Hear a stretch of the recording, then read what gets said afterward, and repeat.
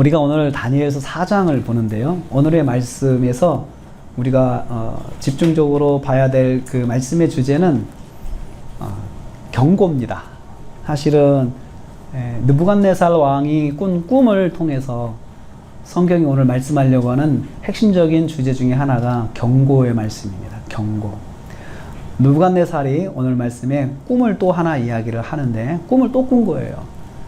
2장에서 꿈을 한번 꿨거든요. 근데 그 2장의 꿈의 내용은 뭐냐면 큰 신상이 있는데 큰 신상의 머리가 금, 은, 동, 철, 진흙으로 됐는데 그 거대한 신상이 날아온 돌에 의해서 그냥 하루아침에 깨져버리는 거죠. 파괴되는 꿈을 꿨어요. 그래서 그것을 해석할 때 이제 왕의 나라가 번성하다가 망한다라는 이야기를 했어요. 그러면서 역사를 주관하시는 하나님, 그리고 역사 가운데 함께 하신 하나님, 그리고 이 바벨론이 망한다고 하는 그런 경고였어요. 그래서 느부갓네살이 이 경고의 말씀을 듣고 하나님을 찬양하고 또 하나님을 높이고 또 그 기회에 다니엘이 등단하게 되는, 이제 등장해서 이 바벨론이라는 나라, 이 제국에서 그 모든 사람에게 기억이 되는 그런 각인이 되는 그런 위치로 격상되는 그런 기회가 됐어요. 사실은 여러분, 경고라고 하는 것은 평안할 때 오잖아요. 경고는 뭐가 문제가 생기기 전에 문제가 생길 거라고 알려주는 것이 경고거든요. 그러면 사람들은 보통 그 경고를 듣고 대비를 합니다. 대비를 해요. 그게 상식입니다. 그런데 그 느부갓네살 왕 같은 경우는 이 경고를 듣고 3장으로 넘어가 보면은 분명히 경고의 말씀을 듣고 하나님을 그 사람이 알고 하나님을 높이고 하나님을 찬양했음에도 불구하고 3장의 사건은 아주 정반대로 갑니다. 우상을 만들어서 자기 신을 더 섬기고 또 하나님을 믿는 사람들을 거기에 희생시키는, 그 하나님을 믿지 못하게 하는 그 하나님 신앙에 대한 것을 철저하게 반대하는 그 일을 행하게 돼요. 그러니까 경고를 들었을 때 이 사람이 내가 이제부터는 하나님을 섬겨야 되겠다라고 변한 것이 아니고 더 자기 신앙을 세우게 되는 계기가 됐어요. 그래서 또 한 번 하나님의 역사를 경험하잖아요. 그래서 3장에서 다시 한번 하나님은 은밀한 것도 보여주시지만 또 이렇게 사람을 구원하시는 하나님, 또 하나님께서 전능하신 하나님, 이것을 또 이 사람이 찬양을 한번 또 했어요. 이 찬양이 2장에서 있고 3장에서 있고 계속 반복이 되잖아요. 그런데 이 사람이 찬양이 반복이 되는 것과 하나님을 높이는 것과 이 사람의 삶의 변화와 연결이 안 되는 거예요. 그래서 저는 거기서 깨닫는 게 뭐냐면요, 사람이 이게 다 연결되는 게 쉽지가 않구나. 연결되는 것이, 내가 참 하나님은 살아계신 것 같아 라고 말을 했다고 그것이 곧 내 믿음의 변화로 이렇게 연결이 되는 건 아니다.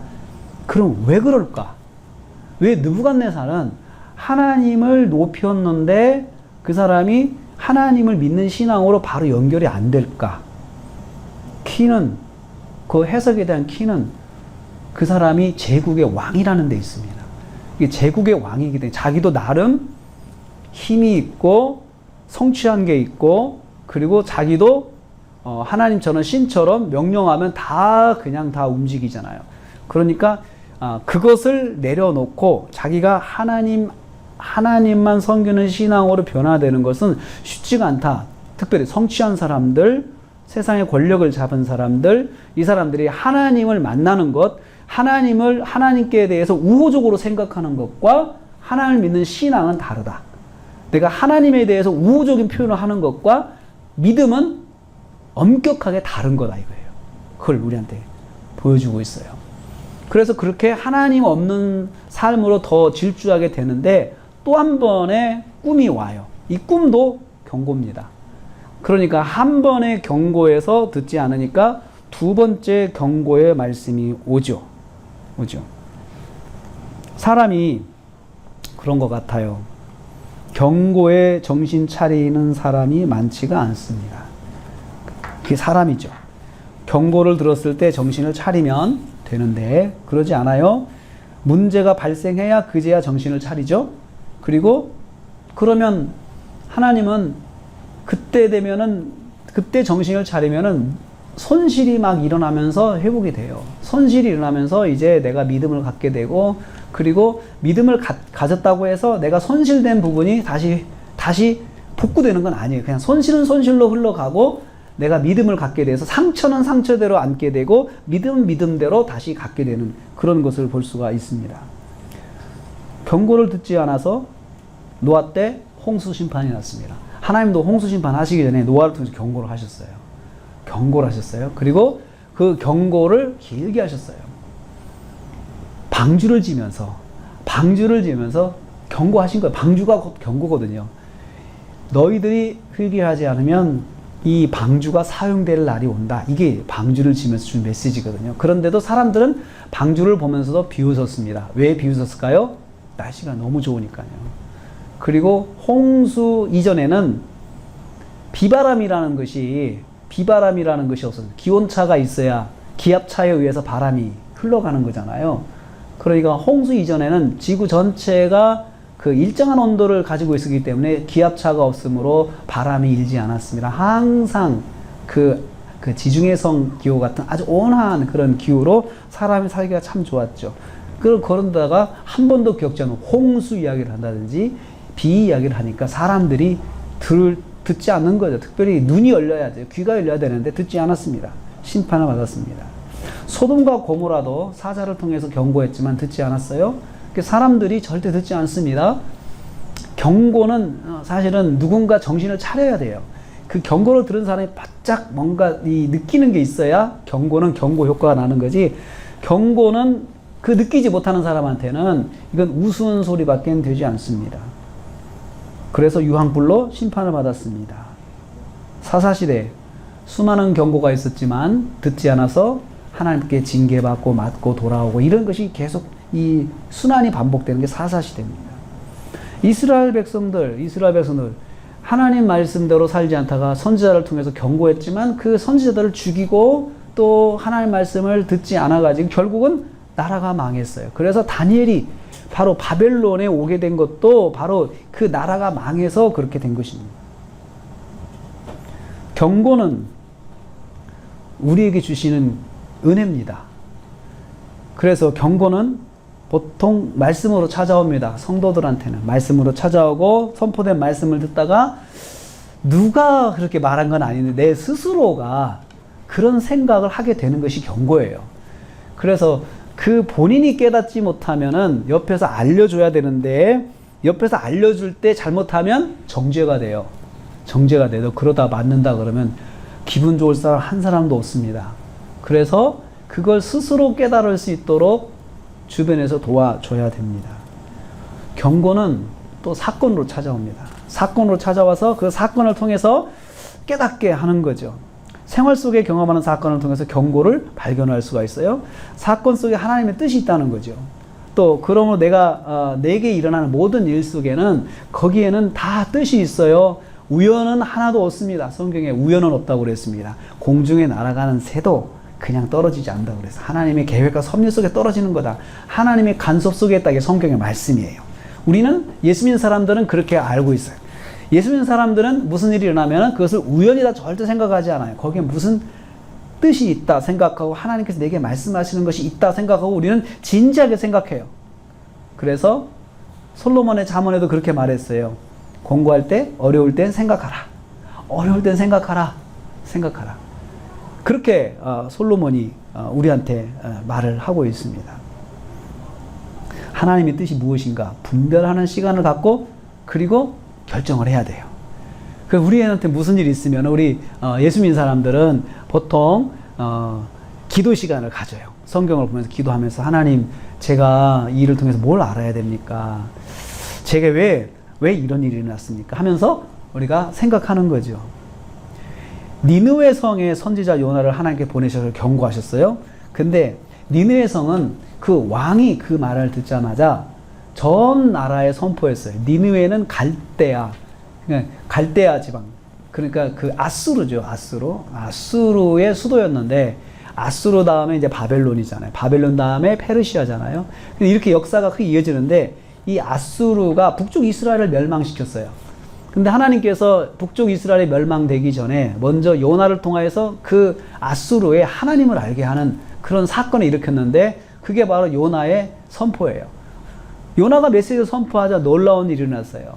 왕이 금식을 선포하고 짐승까지 다 금식해라. 그래가지고 우리가 다 회개하자. 그래가지고 하나님을 처음 들은 아수르가 다 회개하는 역사가 일어났어요. 그러니까 사실 느부갓네살 왕이 이 정도 체험을 했으면은 그런 일이 일어나야 되는데 왠지 느부갓네살은 그러지 않습니다. 경고를 듣고도 변하지 않아요. 경고를 듣고도.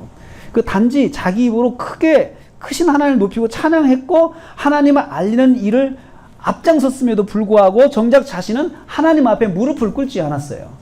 무릎을 꿇지 않았어요. 2절 말씀 보면 이렇게 말해요. 지극히 높으신 하나님이 내게 행하신 이적과 놀라운 일을 내가 알게 하기를 즐겨하노라. 자기가 기쁜 마음으로 막 사람들한테 하나님을 알리는 것은 잘했어요. 알리는 걸 잘했어요. 야, 하나님은 살아계셔. 하나님은 전능하셔. 이렇게 말은 했는데 자기는 내가 알기를 즐겨하노라. 굉장히 기쁘게 했어요. 억지로 한 건 아니에요. 그런데 저는 이 사건이 느부갓네살 왕이 하나님께 대해서 하나님 신앙에 대해서 우호적인 사람으로 바뀌었다. 저는 그렇게 봐요. 우호적인 사람이요. 예수 믿는 사람 반대하지 않아요. 교회에 대해서 우호적이에요. 이게 느부갓네살이 이 사건을 통해서 변하는 거예요. 그리고 하나님의 일을 간증하는 것을 즐겁게 감당했어요. 야, 하나님께서 이렇게 역사하시더라.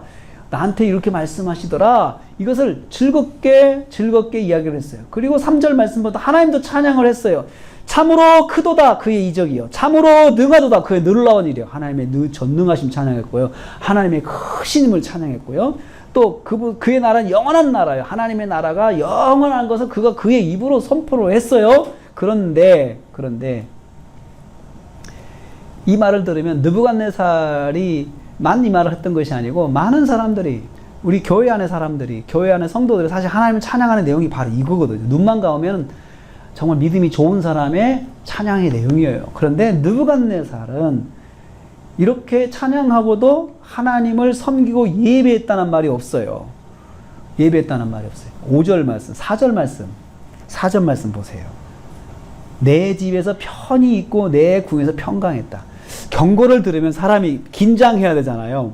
긴장해야 돼. 근데 이 사람은 경고를 듣고도 참 편했다는 거예요. 경고가 무슨 경고예요? 나라가 망한다는 경고거든요. 이 군주가 제국의 왕이 내 나라가 망한다는 말을 들었는데도 마음이 편하고 내 궁에서 편히 잠잔 거예요. 발 뻗고 잔 거예요. 왜 그랬을까요? 망한다는 그 꿈이 설마 이루어지겠느냐 생각한 거지. 왜요? 지금 너무 강하거든요, 자기가. 뭔가 문제가 생기면서 그런 메시지가 오면은 좀 긴장하는데 아무 문제가 없어요, 자기 나라는 지금. 지금이라도 자기가 말 한마디만 하면 수십 개 도에 있는 그 각 지역에 있는 그 나라, 그 각 지역에 있는 그런 그 수장들이 다 자기한테 달려와요. 뭐 다른 걸 제껴놓고 뭐 멀리를 제껴놓고 다 자기를 찾아와서 무릎 꿇고 엎드리는 상황인데 어디 나라가 망한다는 거예요. 그러니까 마음이 편했어요. 경고를 듣고도. 여러분도 그런 경우 있습니까? 경고를 들었는데 마음이 편하다. 그럴 때는 왜 그럴까요? 뭐 그런 일이 왜 일어나? 누가 말을 했지만 그게 왜 일어나? 일어날 리가 없어 라고 생각하면 사실은 편안한 겁니다. 사실 그래요. 망하는 건 먼 일이에요. 먼 나라 일이에요. 지금 당장 일어난 것도 아니에요. 국꿈이 이루어진다고 생각을 할 수도 없고 그런 생각이 일어날 수 있는 징조도 없는 거예요. 그래서 경고를 받았지만 위태하지 않았고 그는 주변 나라를 가만히 돌아봐도 아니 주변 나라 중에 자기를 공격할 나라가 어디 있어요. 다 그 주변 나라들이 이제 막 성장하고 있기 때문에 모르죠. 자기가 다 다스리려고 다 군림하는 나라들인데 없는 거예요. 아무리 생각해도. 그러니까 자기가 안심했던 것 같아요. 경고는 들었지만 안심했던 거죠. 합리적인 거죠. 합리적인 계산이 때로는 사람을 위기에서 그냥 불안하지 않고 대비하지 않고 사람을 그냥 평안하게 만들 수가 있어요. 경고를 들었을 때 다 반응은 하겠죠. 조사를 하겠죠. 느부갓네살도 자기가 가진 정보력을 가지고 다 조사는 해봤을 거라고 생각을 해요. 우리 주변 중에서 나한테 반항할 만한 그런 나라가 있는가 한번 알아봐라. 그 수많은 그 사람들의 정보를 통해서 분석은 해봤을 겁니다. 우리 이 말씀을 통해 깨닫습니다.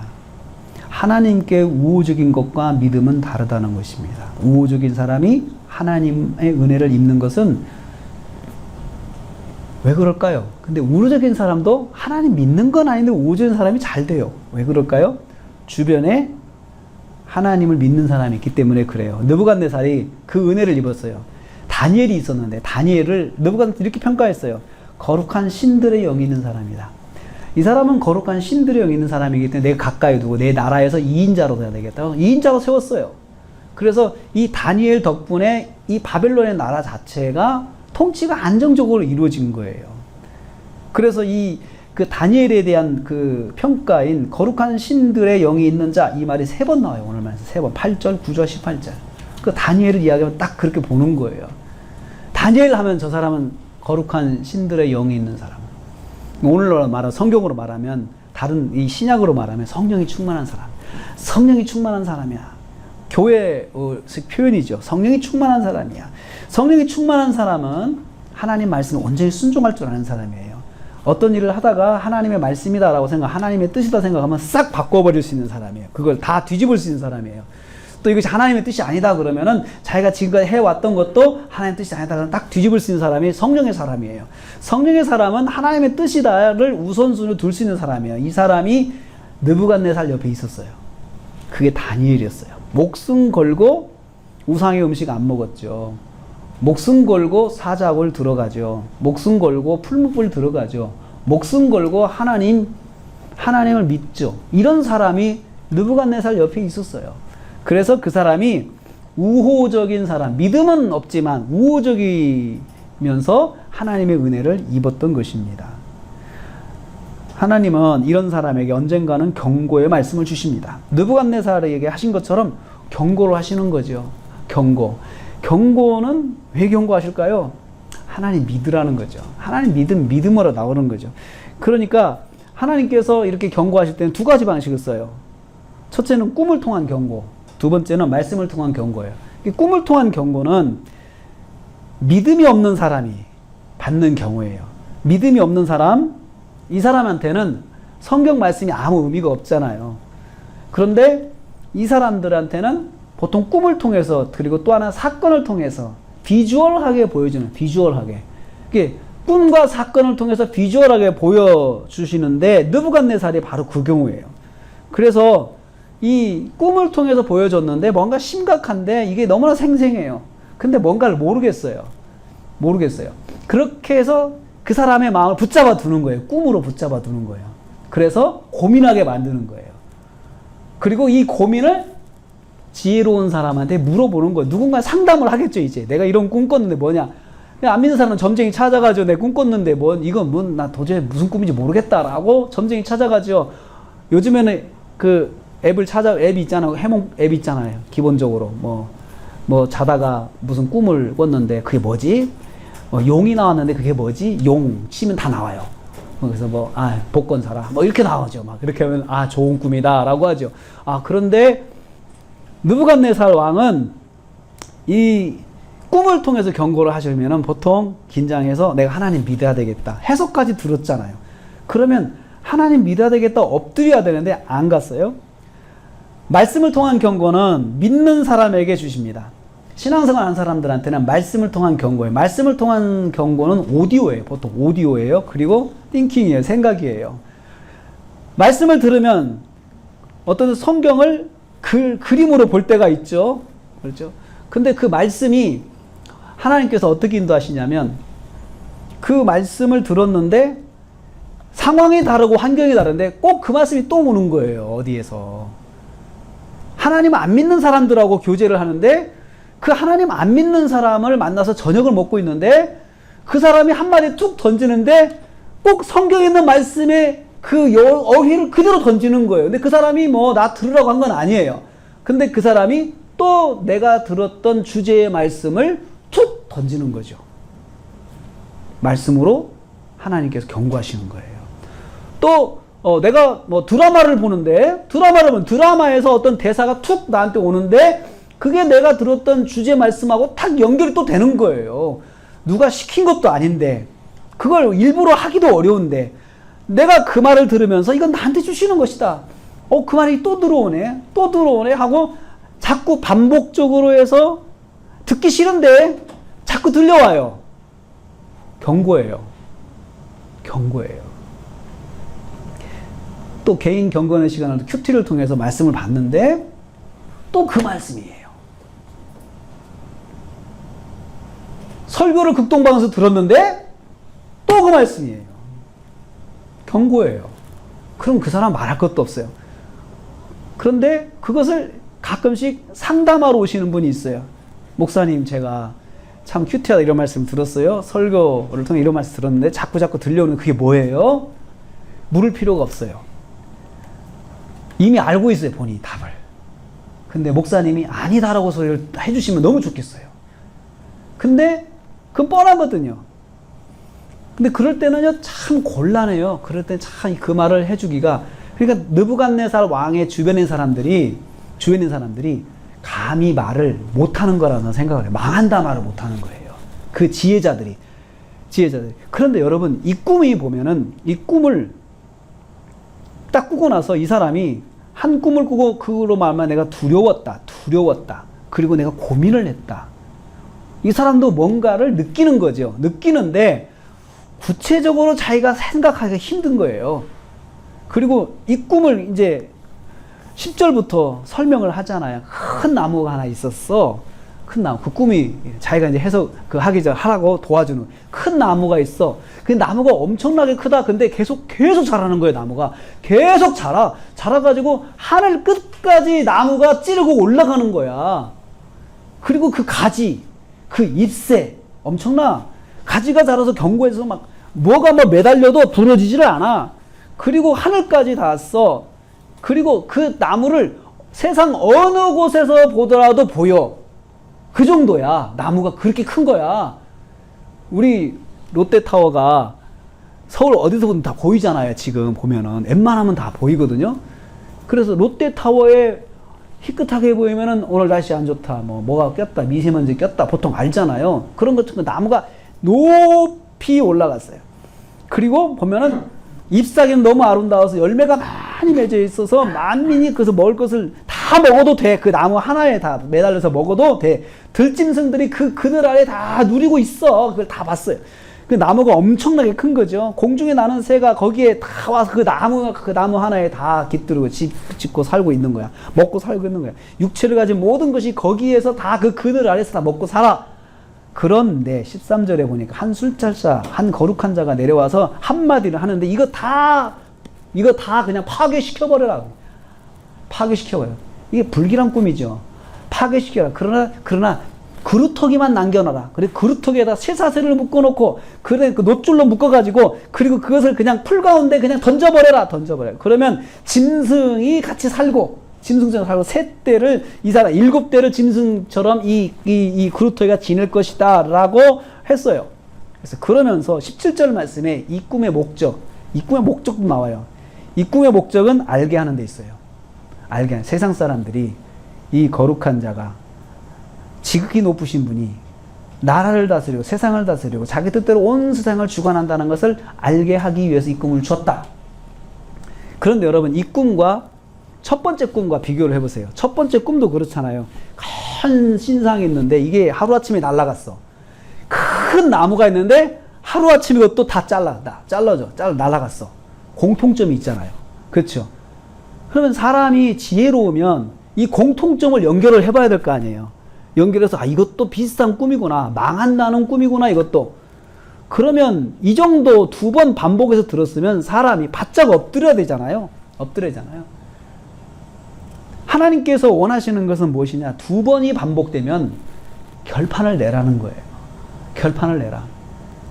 근데 느부갓네살은 결판 내지 못합니다. 결판 내지 못해요. 하나님은 경고하시는 하나님입니다. 오늘 만난 하나님은 바로 경고하시는 하나님입니다. 만일 성도가 불신앙의 길을 가고 있다면 하나님 말씀으로 경고하십니다. 또 사건으로 경고하십니다. 어떤 사건을 통해서 경고하세요. 관계를 통해서 경고하세요. 갑자기 인간관계가 굉장히 어려워지고 그리고 전혀 생각하지 않았던 관계가 악한 관계가 일어나가지고 힘들고 고통당한다면 거기 하나님 뜻이 있어요. 경고의 말씀을 받는다면 모든 일을 멈추고 하나님 앞에 나가야 돼요. 우선순위를 하나님 만나는 일에 두고 하나님을 만나는 시간을 가져야 돼요. 그것이 하나님 원하시는 거예요. 그 지혜로운 거예요. 하나님께서 무엇을 원하시는지 뜻을 구해야 돼요. 하나님, 제가 어떻게 해야 됩니까? 근데 대부분은 참 단순하고 간단해요. 믿음 생활 잘하라는 거예요, 그냥. 믿음 생활 잘해라. 주일 성수 안 하시면 주일 성수 해라. 주일 지키면 예배를 드려라. 하나님께 예배라. 그리고 생활 속에서 하나님의 영광을, 하나님께 영광을 돌리는 삶을 살아라. 이게 경고거든요, 이게. 그렇게 살면 돼요. 그러면, 그럴 때는 바꾸면 되거든요. 바꾸면 돼요. 그런데 사람들이 안 바꿔요. 하나님을 믿는 자에게 하나님께서 원하시는 것이 있기 때문에 하나님은 경고하시거든요. 말씀에서 벗어나서 불신앙으로 가면 경고하세요. 믿음의 길을 바로 갈 수 있도록 인도해 주시는 거죠. 말씀에서 벗어나는 삶을 살고 있다면 경고하세요. 그리고 이를 통해 죄악의 길을 벗어나서 말씀의 길로 가도록 하시는 거예요. 우리가 사랑하는 자녀가 나쁜 짓을 하면은 부모가 매를 들잖아요. 처음에는 그 일을 하기 전에 한번 소리를 크게 지르잖아요. 어허, 그러면 안 되지 라고 말을 하잖아요. 그러면은 웬만하면 돌아오죠. 그런데 어허, 안 되지 했는데 해요. 안 되지 또 했는데 또 해요. 그러면 세 번째는 매가 나가는 거죠. 매가 나가는 거잖아요. 그리고 매를 맞고 고치는 사람은 정말 고집이 센 거예요. 자기가 강한 사람이에요. 매를 맞아도 안 고치는 사람은 또 더 심한 거예요. 이제는 이건 뭐 생명이 왔다 갔다 할 수밖에 없어요. 매를 맞고도 안 고치면 이건 결판을 내야 되잖아요. 자녀들한테 그러잖아요. 매를 맞고도 안 고치면 넌 네 자식 아니다. 내 자식 아니다. 그러잖아요. 보통. 그게 협박이잖아요. 너 내 자식 아니야. 어렸을 때. 너 집 나가. 그러잖아요. 너 집 나가. 집 나가. 참 무서운 말이에요. 자녀들한테. 너 집 나가. 이 말은요. 굉장히 무서운 말이에요. 어렸을 때 그게 공포죠. 분리한다. 부모와 분리된다. 그러면 자녀가 깨달아서 내가 이거 잘못했구나. 이거 내가 크게 잘못했구나. 라고 생각하고 다시는 그러잖아요. 상식적으로. 그런데 그것을 그렇게까지 했는데도 못 고치는 자식은 정말 악한 자녀예요. 정말 악한 자녀예요. 그 가정에 정말 큰일이죠. 큰일이죠. 하나님을 믿지 않는 자에게는 하나님을 믿고 하나님께 나오라는 메시지입니다. 그 경고가. 하나님께 나오라는 메시지예요. 그래서 여러분, 간증을 들어오면은, 하나님께 나오는 메시지요. 간단해요. 어떤 사건을 통해서 하나님 만나는 거예요. 안 믿는 사람에게는 사건이 경고예요. 그리고 안 믿는 사람, 믿음이 없는 사람에게는 그런 어떤 꿈이 경고예요. 경고. 꿈을 통해서 하나님께서 경고해 주세요. 그래서 우리가 일상생활에서 어떤 예수 믿는 사람, 우리 믿음이 좋은 사람, 믿음 생활하는 사람은 꿈에 의지하지 마세요. 그럴 필요는 없어요. 말씀이 있으니까. 말씀이 없는 사람한테는 꿈이 하나의 도구가 될 수 있어요. 그래서 반복해서 비슷한 주제가 반복된다면 한번 생각해 보세요. 진지하게. 하나님이 나에게 말씀하시는구나. 하나님이 나를 부르시는구나. 이렇게 생각을 하셔야 된다는 거죠. 그래서 그 말을 듣지 않으면 정말 그 다음에는 정말 그 꿈대로 되는 거예요, 여러분. 그 꿈대로. 그 말대로 되는 거예요. 그렇게 되면 어떤 사건이 진짜 일어난다는 거잖아요. 그럼 사람들이 그걸 듣고도 깨닫는 사람이 있고 그런 일을 겪으면서 깨닫고 내가 그 경고를 들어야 되는데 라고 생각하고 후회를 하죠. 후회하는데 늦어요.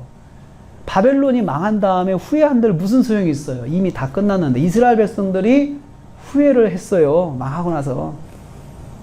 저기 티그리스 유프라데스 강으로 그 노예로 다 끌려가가지고 그들이 유프라데스 강, 그 강가에서 하루 종일 일하고 강가에서 몸을 씻으면서 그 사람들이 노래를 해요.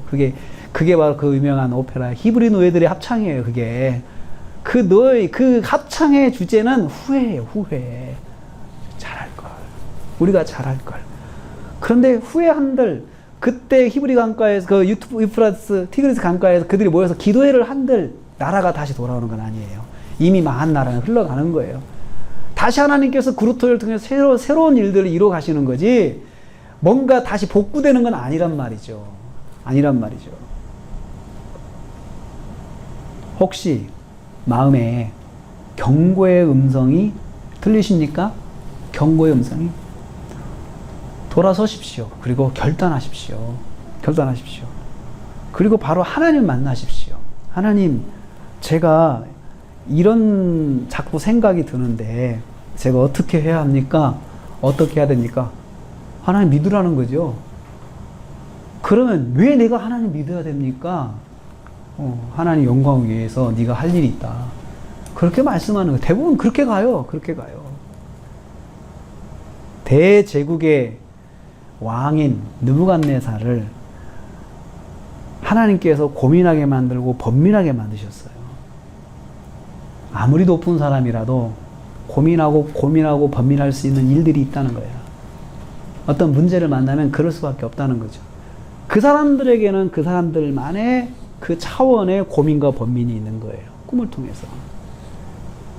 그리고 모든 사람들은 각 사람의 수준에 맞게 고민과 번민의 그런 사건들이 있어요. 근데 이것들이 우연이다 생각하지 마세요. 재수없다 생각하지 마세요. 뭔가 있다 생각하고 한번 진지하게 짚어보고 생각하고 넘어가세요. 그것을 오늘 우리에게 말씀하고 있습니다. 느부갓네살 왕이 집에서 평안하고 집에서 아무 걱정 없이 지낼 때 하나님이 다시 한번 말씀을 주셨어요. 다시 한번. 너 한번 다시 들어봐라. 이것은 은혜예요. 이걸 우리는 은혜라고 해요. 그리고 이것이 바로 다시 한번 기회를 주는 거예요. 하나님은 우리를 징계하시고 때리시고 우리를 벌하시고 이게 하나님의 마음이 아니에요.